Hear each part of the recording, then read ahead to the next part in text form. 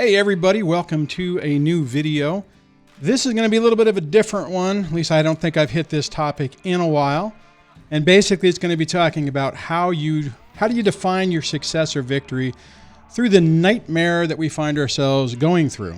And I'm going to hit a few points on this.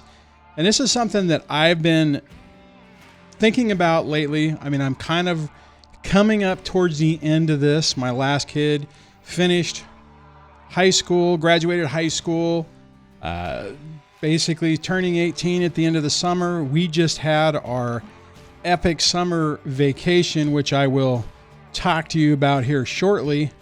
And then kind of go through how that goes, how I define victory and the parts of it that I look at that might not be so victorious. And basically a little bit about my perspective on how I look at this. And let's see here. I am going to try to get my screens all set up around here. So basically, how do I define victory or success? And the first thing on this is it's all about perspective. I know you probably, if you're new to this channel, maybe this is something new, but if you've been watching my channel for the years that I've been doing this, you'll probably recognize a theme where I talk about perspective and how your perspective shifts through this. And it really determines how you look at it. And what I mean by that is early in this whole process, whenever I was going through it, my perspective was that my life sucked, that everything was horrible, everything I'd ever worked for and everything I ever wanted was ruined. And I mean, that was pretty much real, don't get me wrong. I mean, what I thought way back when, 12 years ago, 11 years ago, when this whole thing started, my whole vision of life blew apart in an instant. Probably a lot like what you're dealing with yourself, where you had a vision of how your life was going to go, what it meant, what your family was, what your kids, your relationship with your kids, the relationship with your spouse and all that stuff. And then in an instant, it is completely changed. It's like blown apart at the seams, and you're trying to figure out what is the correct perspective of your life. Now, the nuances on this with kids gets complicated because you have a tendency to constantly gravitate back towards, well, how it should have been, or how it was before, or, we didn't have these problems before. So this is because of the toxic ex that's doing something, the narcissistic ex that's alienating. And there's truth to that. Don't get me wrong on that. But it really clouds your vision on what you're looking at.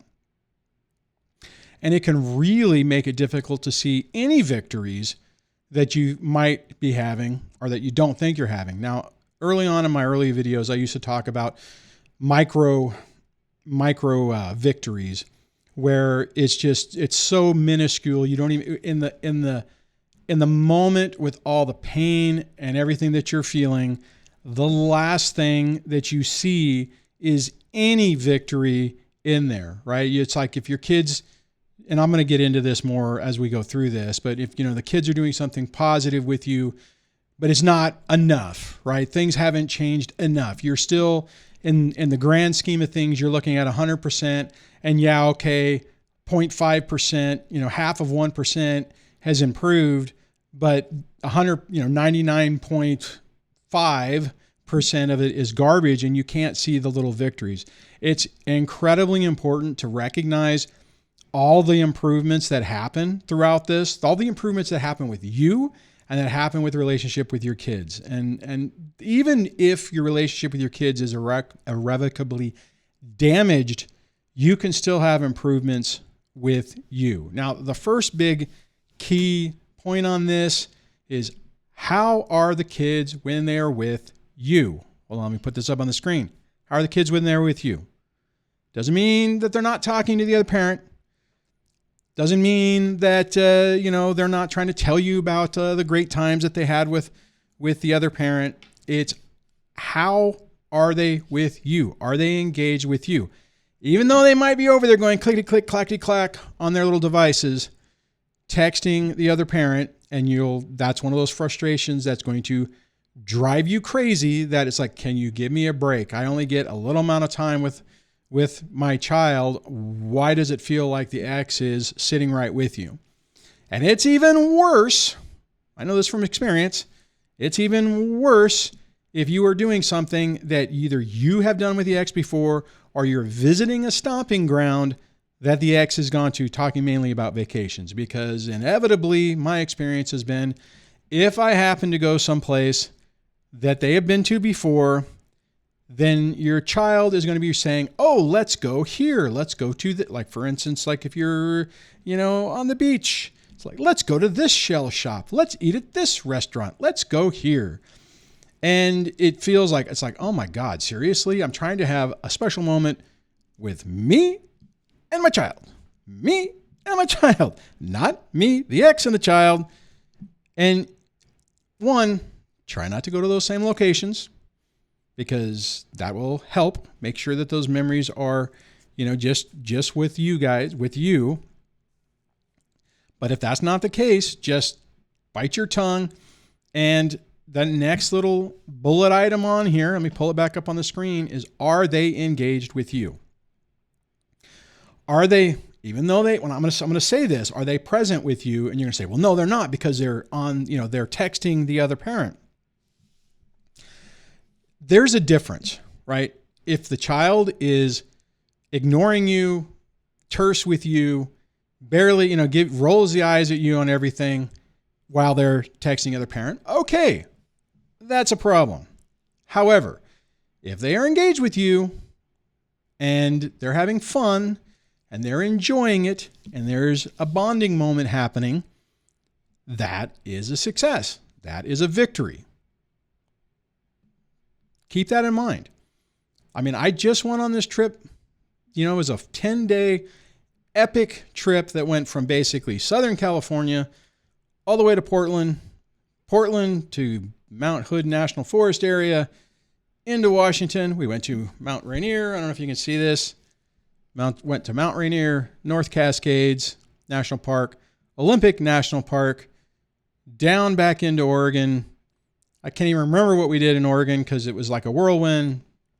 Redwoods, down down Northern California coast, crossed over through Lake Tahoe area, and down 395, where we cut our time short because it was flipping hot. Just as a side note, if you're at 8,000 feet in Mammoth Mountain and there's snow on the ground and it's 85 degrees out, or 89 degrees, that's not a good time. It was still a good time, but you know what I'm saying. So we decided that last night not to camp out because it was just too much.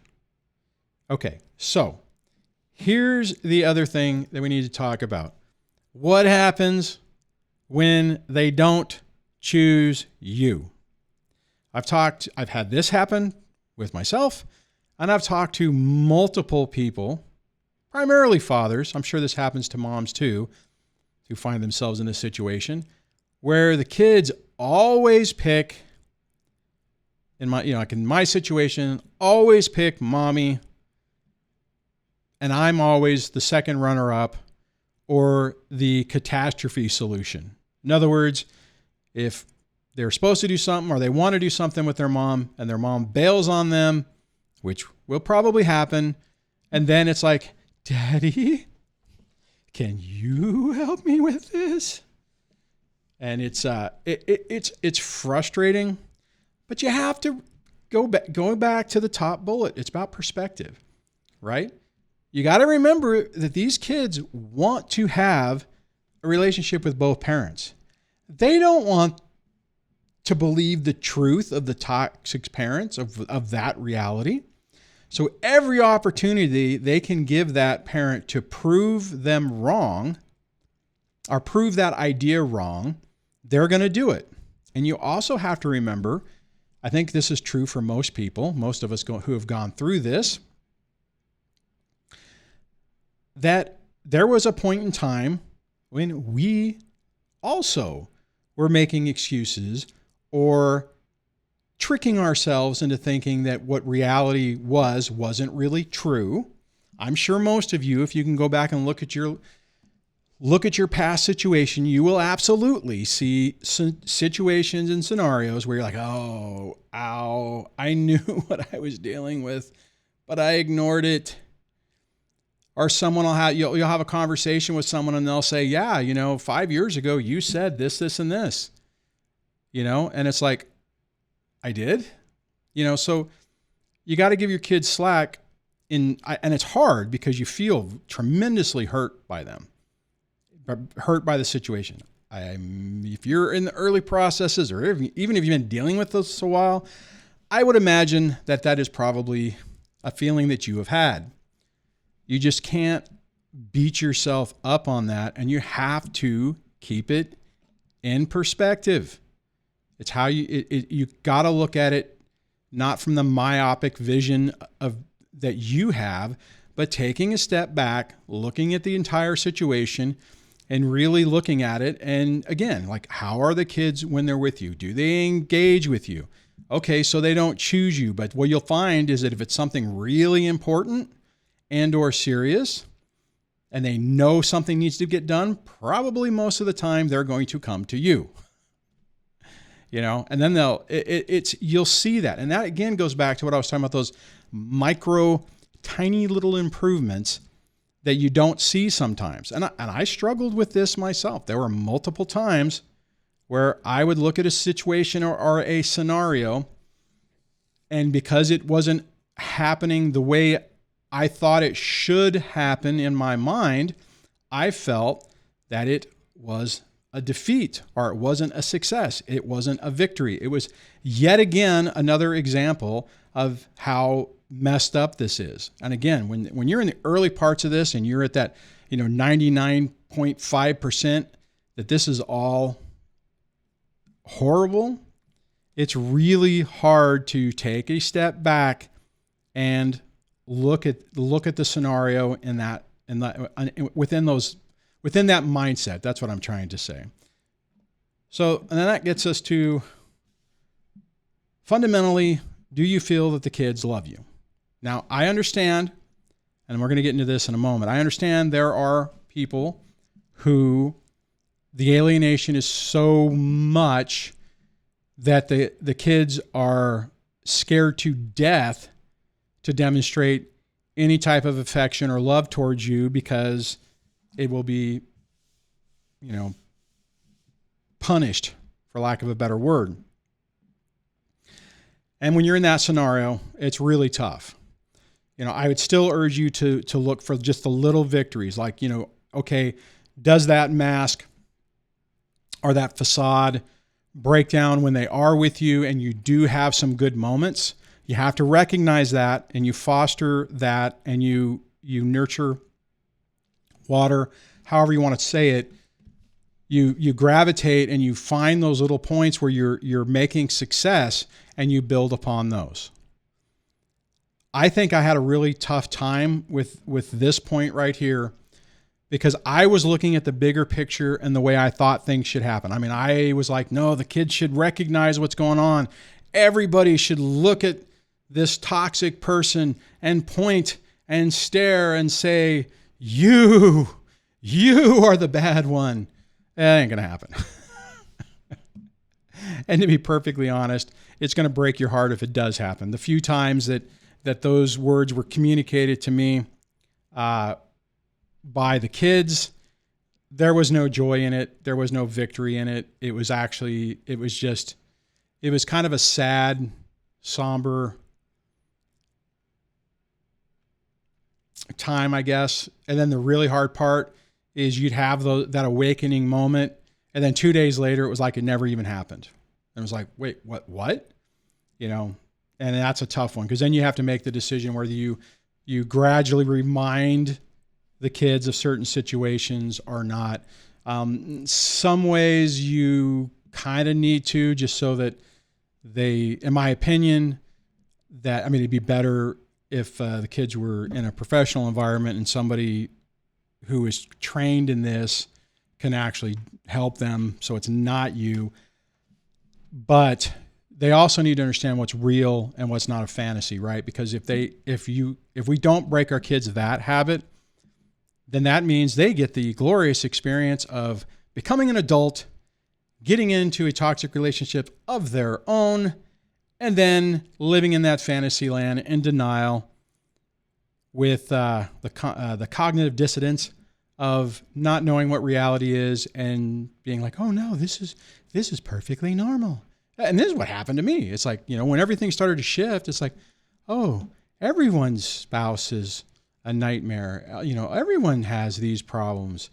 It's on TV. I hear my friends talk about it. That's normal. So I'm just living normal.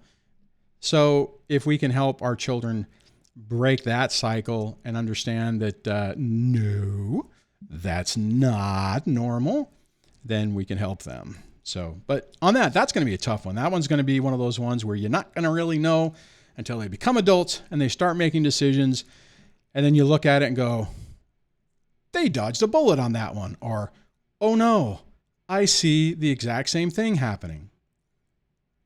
Hopefully you don't have to deal with that. I have not hit that point yet, but only my youngest is the only one who's in a serious relationship, and they're not even 18 yet. It's end of August, 2 months. So we shall see. Anyways, yeah. So, and then here's the final thought on this is how, at the end of the day, they're going to be living their life. You're going to do the best you can. And when they become adults and they can make adult decisions, even though they probably aren't ready for it, it's their life. If hopefully throughout this process, you've established a good, solid relationship with them. I think I have with my kids, and they've all gravitated towards their mom. Everyone's basically going to be living with her, at the end of the day when everyone, is finally 18, except for maybe my son. He's going off to UNLV to finish his Bachelor of Arts in English, I think. So we'll see what happens with him. And, but at the end of the day, I have a good relationship with all my kids. They don't, they're not like, I hate you, or they're not like, I'm never talking to you again. There's some weird drama, but on some things, but fundamentally, I have a strong relationship with them. I just spent 3 weeks? I think it was equivalent to 3 weeks, because it was like the normal week, and then there would have been the transition time, and my youngest stayed with me for that while we got ready for this trip, and then we went on the trip, and now, they're with their mom now, but we had this epic adventure that 3,000 miles of road trip, a bunch of national, like I mentioned before. So, it's like that relationship's good. The relationship with all my kids are good. Nobody is, not answering my texts or anything like that. A few years ago,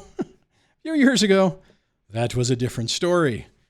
They would go over to their moms, and I would text them, and I would get nothing back. And then when they would come over, it would be bloop, bloop, bloop, bloop, bloop, bloop, bloop, bloop. Who are you texting? Mommy? Bloop, bloop. It's like, are you kidding me? But I get it. At the time I didn't. At the time it really hurt. Again, let me pull it back up, about perspective. My perspective was, well, wait a minute. When they're with me, they're texting their mom constantly. And when they're with her, they're like, they've fallen off the planet. They won't answer a thing. Well, keep in mind that, when you're in that scenario, I don't recall making a big issue. It hurt, in perspective, it was kind of like, seriously? Early on when it wasn't even 50-50, it's like, come on guys. I haven't seen, I'm seeing you 20% of the time. And of that 20% of the time, you're texting your mom 80% of it, But going back through it, how were they with me? They were engaged with me. We had a good time. We would communicate. Granted, sometimes I had to do it around them talking with their mom, but it was like, I fortunately, I never got to the situation where the kids were like, we hate you. We don't want to be around you. The most I ever got was, we want to live in one house. It was a talking points from their mom. And I was like, nope, that ain't happening without a war, is what I said. Anyways, bottom line, none of this is easy. None of this is fun. It's really hard. It's really draining. I mean, full disclosure, to be perfectly honest, rolling down let's see if I can pull up my countdown timer so because I always forget how long the divorce and everything is. And you would think that somebody who does what I do would have it in there. Okay. The divorce has been, wow. God, I don't even, 11 years this month. Separated almost 12, 11 years, 10 months, 4 weeks, 2 days, 57 minutes. Actually, I don't know what the minutes are. Anyways, so 11 years. So, see, I don't even remember these. I have to look it up. So this has been a really rough 11 years. And I am really glad for it to be over. And I am looking for a break. And I'm looking to not have to deal with this garbage anymore. I mean, as the kids get more mobile and have vehicles and their own cars and start getting their own places, that'll help change the dynamic as well. I mean, granted, 2 of them are going to be basically living with their mom for a period of time. I mean, it isn't going to be forever. I mean, I already talked to my youngest is like, actually everybody wants out as quickly as they possibly can. I think they know that would like to move, and there's a potential. The deal I made with my landlord at this place was, hey, I need to stay here until like this time frame. I've had a conversation with him, said I can stay a little bit longer. So, but whatever. And the pick me thing doesn't matter. At one point it did. Early on it did. It hurt whenever I was always not the one picked or always the one asked not to go do things. But fundamentally, looking at how are the kids with me, I know they love me. I know that they care about me and all that kind of stuff. And I do know that some of you guys have that scenario where that's not the case. I'll pull Caleb into this. I mean, he's got a good relationship with his boys, and he has zero relationship and hasn't even spoken to his daughter in years, and it's tearing him apart. But here's the thing, once you've done everything you can do, and if I'm going back to this, honestly, at the end of the day, they are living their life and you have to live yours. What I mean by that is you cannot, if you feel guilty or you look at your situation, you're like, oh crap, I messed this up and I shouldn't have done it. And I made a mistake. If that happens, the only thing you can really do in that scenario is try to make amends for it. And if they are amenable to that, or you can have that conversation, that's great. Then you have something you can build on. And if not, you have to keep the door open to try to rectify that or hopefully have that change. But at the end of the day, if it's been destroyed, there's nothing, if there's nothing else you can do about it, allowing it to consume and destroy your life is not the right decision. It's going to hurt. I understand that, but you have to make your peace with it. You have to let it go. However you do that, whether that's like with the hypnosis files or therapy or EMDR or meditation or whatever technique works for you to try to overcome that, you have to do that. You do not have to destroy your life because of this situation. Well, that's ending on a somber note. Anyways, I hope this discussion is helpful. I hope that you're early enough in this process that you can pivot and make changes that drive success, drive results. My perspective, especially from doing this for, 6 years now, maybe rolling on 7, I'd have to look. What I've seen from the various people flowing through the channel and sending me notes is that once you pivot your perspective and you change how you are approaching this thing, it pays serious dividends and things start turning around. And it's hard when it doesn't feel like you can see that being a possibility. But I'll tell you, time and time again, I get emails from people or I talk to people, and that's the experience they've had. So hopefully that will be your case. If it's not, you still have to take your life back. So on that, hopefully this discussion was helpful. If you know somebody who could use this, share it with them, because there's not a lot of people talking about this from this perspective. And a lot of times, I mean, even though other people might say the same things, whenever they don't come from a position of experience in dealing with these scenarios, these freaking nightmares, it's hard to listen to that. So on that, thank you very much, and I will catch you on the next one.